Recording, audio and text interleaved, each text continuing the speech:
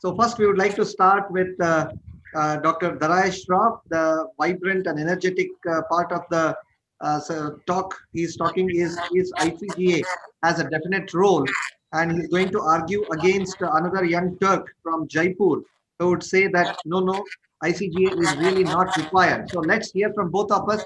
So what we have planned is, since we have short time, and I request the last speakers not to get kind of disappointed, because as Chitra madam was telling the analytics of the ARC programs, it's been highly viewed actually post program. What when the program is live, and many people have viewed on these Facebooks, YouTubes, and the ARC channel. I think we still have a lot to go. Over to Dr. Darayesh Shroff, please. And I would like to ask Lalit sir to please moderate this. And then I would like Shobit sir for the next debate. So we'll have one moderator for each of these debates. Over to Dr. Darayesh, please. Good evening, everybody. I'd like to thank Dr. Chitra for this opportunity, and ARC and AIS, and also to thank Srinivas. So my talk, can you see the slide, please? So my topic is ICG redundant in diagnosing wet AMD? A definite answer, no. It definitely has an important role, and I'm going to prove in the next few minutes why. So I'm going to show a patient, a 60-year-old man who had blurred vision for 10 days, vision was 6/6.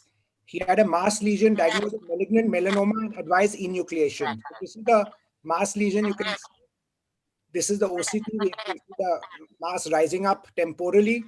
And here we have a montage picture showing beautifully this mass.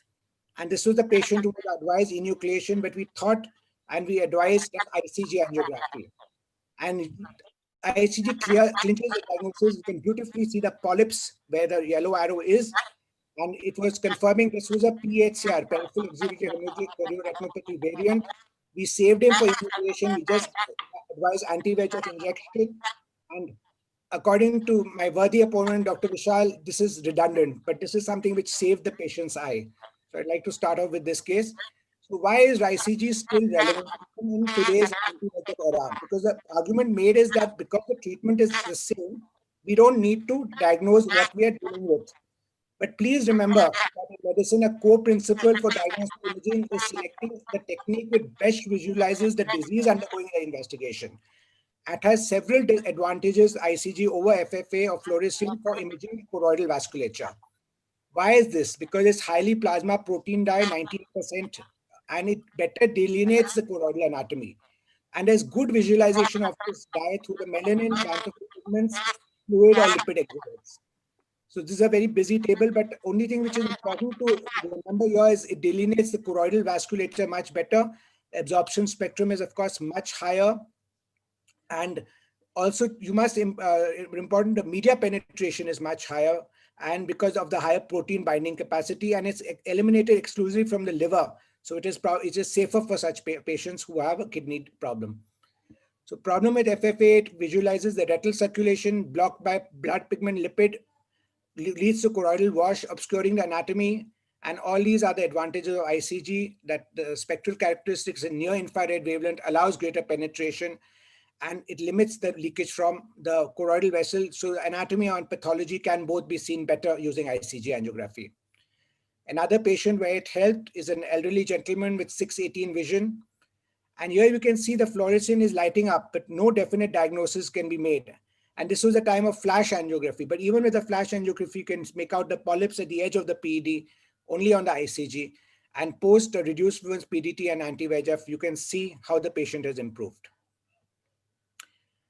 Second, another patient with a peripheral polyp, you can see these are definite cases where the ICG has an improvement, because these are where you can actually diagnose the lesion on or the polyps on and I'm a great propagator of multimodal imaging. So I think all imaging modalities go hand in hand. You can see the OCT done right in the periphery, how beautifully it's showing this lesion, but the reason why it is there, that is only seen using the ICG. Another case, this is a case where multimodal imaging has helped. You can see these polyps quite fairly well on Octa, but I would like to beg to differ that best thing for this, I think old is gold, ICG is still much superior to OCT angiography for diagnosing these peripheral polyps. here is another case where we can see FFA on the left side and ICG on the right, and where FFA is just showing some diffuse hyperfluorescence, ICG is really picking up the lesion well. 1 minute left. Peripapillary CNVMs also, what is very interesting is with multimodal imaging, the polyps are best seen on the ICG, but BVN is seen well on Octa. So for polyps, another case, again, the polyps you can see pre and post treatment seen best using ICG angiography. I'll just wrap up. I think these are enough cases to prove it, but again, you see the beautiful polyps pre and post therapy and the OCT B scan showing resolution. I conclude by saying not only by PCV, even at type 3 CNV, the RAP lesions, how beautifully it is seen or using the ICG, whereas the fluorescence is just giving us stippled hyperfluorescence. So is it redundant? No, it has a valuable role in diagnosis, prognostication, and management of wet AMD even today. Thank you very much to AIOS and ARC.